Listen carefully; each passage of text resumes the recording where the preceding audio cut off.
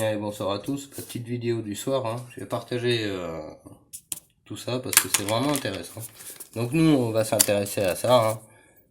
Hop, voilà, donc l'équerre, le compas, l'équerre pour la matière, l'angle à 90 degrés à l'intérieur, on va retrouver ici, et l'équerre avec un angle qui va varier, hein, comme on peut le voir ici. Donc en fait, c'était vraiment sympa j'avais fait la vidéo d'hier là, mais là c'est un peu plus clair et donc du coup on a nos 6 couleurs de l'arc-en-ciel et il manque quelque chose ici. Donc on va y rajouter le bleu indigo, faire monter le violet jusqu'à cette limite ici. On est là-dedans, c'est le drapeau français, ça, hein, rouge de la matière, donc ici c'est le rouge, tout ça c'est les 5 sens dans la matière, ça c'est le début de l'esprit, le 6e sens c'est l'esprit, tout ça ça fait partie du tout, donc ça c'est le blanc, la couleur blanche. Pourquoi le blanc? Parce qu'ici on voit la matière et l'esprit qui se tissent ensemble, à droite comme à gauche. En rajoutant le bleu indigo, on arrive à cette limite, et donc là en fait, au lieu d'avoir du bleu, blanc, rouge comme on le voit ici, hop, on pourrait mettre ça en bleu indigo. Alors ce qui est sympa, c'est que ça marche aussi. Pour arriver à cette limite, celle-là, là, bah, il y a le bleu indigo, c'est là qu'il y a deux chemins en fait. Il y a ou le chemin du bleu indigo, donc le chemin de la logique, ou le chemin du cœur. Alors on peut polariser ça, diviser ça femme-homme. Alors là c'est le côté féminin, ça c'est le côté masculin. Mais c'est aussi ce que tout le monde doit faire.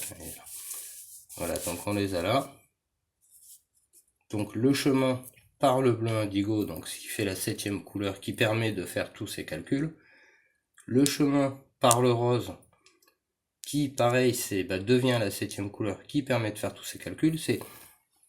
On peut remonter dans le temps à l'ancienne époque, il y a très longtemps, où les gens n'avaient pas connaissance du bleu indigo. Il y avait quand même le chemin du cœur. C'est pour ça que ce chemin du cœur, il résonne depuis la nuit des temps, parce il existe à l'origine. Voilà, le chemin du cœur qui amène à la rose-croix, à la voie du milieu.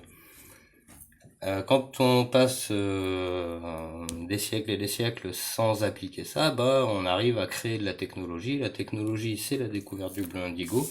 Ça va nous permettre, pareil, d'aller sur le côté rose-croix, là, la voie du milieu. Alors, et le bleu, là, en fait, il nous permet de comprendre que le rose, c'est la clé de sortie.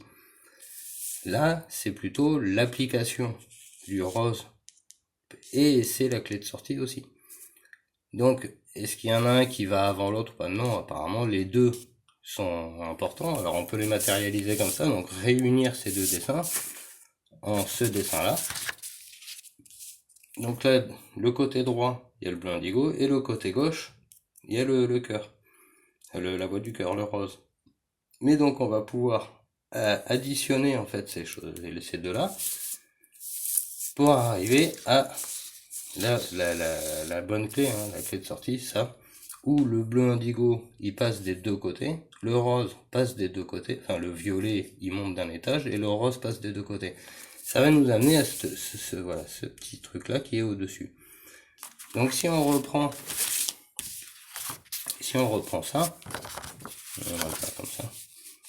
Si on reprend ça, on a la matière, le blanc ici, alors bien les mettre, hein, le blanc entre les deux comme ici, et on va aller toucher cette limite, donc par ce principe là, donc le bleu ou le rose, hein, on va aller toucher la limite, et en fait en rajoutant le rose et le bleu indigo des deux côtés, on va arriver à cette petite valeur au dessus. Alors ça nous fait une case au dessus. Alors ouais, on peut regarder celui-là.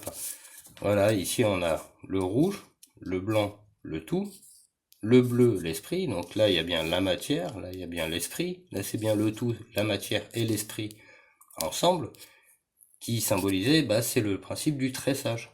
La vie c'est un tressage. Alors c'est ce qui m'a inspiré, c'est sur ce truc là. Hop là, ça aussi c'est tressé dans la même logique.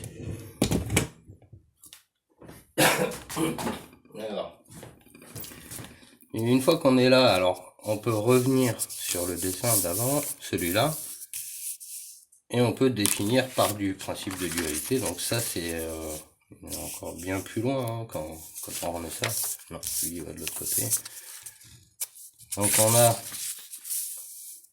là un début de chemin pour arriver après plus loin avec ce genre de choses. C'est-à-dire que moi le chemin je l'ai un peu fait à l'envers, hein, faut bien comprendre. C'est comme je vous dis, moi je suis parti de mon point à moi, qui est ce qu'il est, et j'ai suivi. Alors moi j'ai suivi par la 7e couleur sur mes autres dessins là.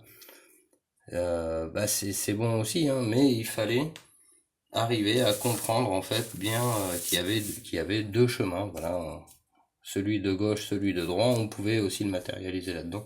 Donc ça donne quand même toute l'importance de l'équerre, du compas et la rose-croix, le principe de rose-croix, mais on peut aussi dire que, comme je l'avais déjà fait, ça fait aussi un rapporteur en haut. Donc au début le rapporteur il est là, et puis petit à petit le rapporteur il va devenir de plus en plus grand, et on va grossir comme ça. Alors, mettre dans le sens. Donc ça c'était le principe des voûtes. Donc là on a l'équerre, le compas, le rapporteur. On retrouve bien sûr le principe des voûtes, alors ça c'est déjà dans d'autres vidéos. Et après voilà, hein, plus loin, dans une lecture bien plus poussée, en fait, ça va jusqu'à ça, parce que ça c'est bien plus complexe que ça, c'est-à-dire que là ça fait quelques vidéos que je fais un peu du retour en arrière, donc c'était revenir sur les formes basiques, pour pouvoir trouver le chemin, du moins des réponses au chemin, dans les formes les plus primitives, quoi. Le tétraèdre, les cubes, les couleurs et tout ça. Alors bon, tout ça, ça fait partie du chemin, bien sûr, mais c'est quand même que moi, là où j'en suis aujourd'hui, c'est plus intéressant de bosser sur la table de 9, là, qui est à côté. Plus intéressant de bosser sur la table de 9 que de bosser là-dessus, quoi. Mais, bah, faut le faire. Faut le faire. C'est-à-dire que même pour moi, hein, ça me fait évoluer parce qu'en reprenant, en retournant à la base, en fait, ça m'a permis voilà, de pouvoir matérialiser cette dualité là-dedans d'une manière plus simple et sûrement plus simple à expliquer pour l'avenir.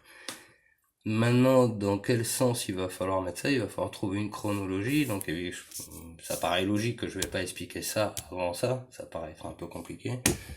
Quand je parle de chronologie, je parle de quelque chose qui ressemblerait à un livre. Du moins, c'est ce que j'aimerais bien faire.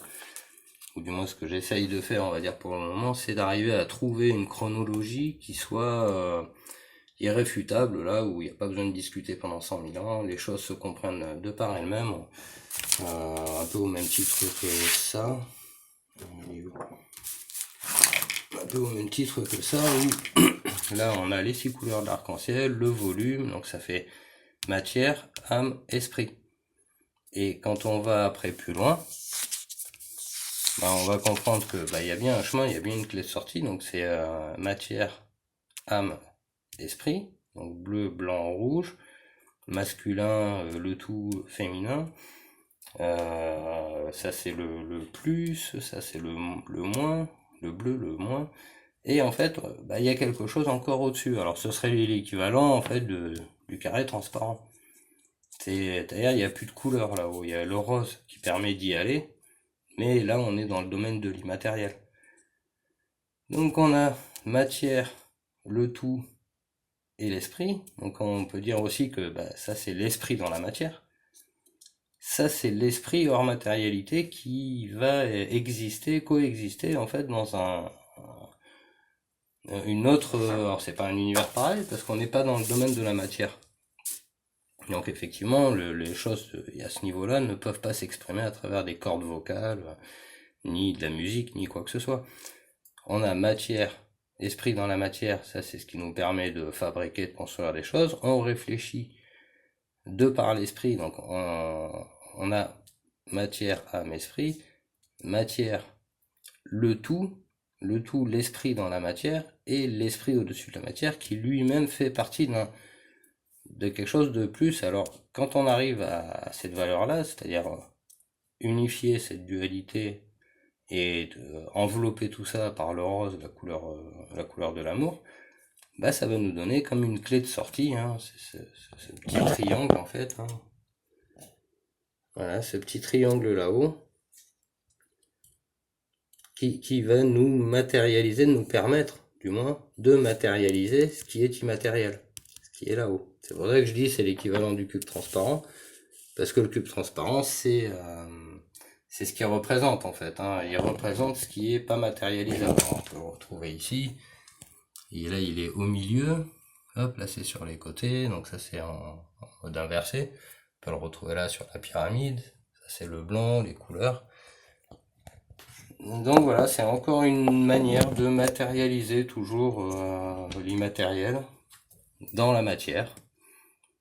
Et voilà, on va représenter l'esprit. Donc voilà, alors moi j'ai trouvé ça génial. Ça fait 2-3 jours là, que je me prends la tête là-dessus. Et voilà quoi. Donc il y a bien deux chemins. Alors dans le compas l'équerre, voilà, il y a quand même tout ça à voir. Surtout celui-là, mais celui-là, voilà, celui-là qui est vraiment important, c'est-à-dire de pouvoir comprendre, hein, mettre en dualité, en polarité, encore une fois. Voilà. Et la réponse donc à ça, donc c'est plutôt que de rester divisé, on va s'unifier dans la compréhension, c'est-à-dire que le violet, le bleu indigo passe de l'autre côté et le rose il passe de l'autre côté. Et ça donne ça. Et voilà. Voilà. Donc pour moi c'est, je sais pas, est-ce que c'est une ligne d'arrivée ou pas? Ça fait plein de fois que je vois des lignes d'arrivée un peu partout et que ça continue. Voilà, en tout cas, je suis bien content d'avoir fait ça parce que c'est vraiment très significatif et voilà, on peut pas passer à côté sans rien dire en disant oh c'est juste un compas et une équerre. C'est juste un compas et une équerre, non, faut aller plus loin, hein, faut réfléchir un peu plus quoi. Mais ça, c'est du libre arbitre. Allez, sur ce, je vous souhaite une bonne soirée. Au revoir.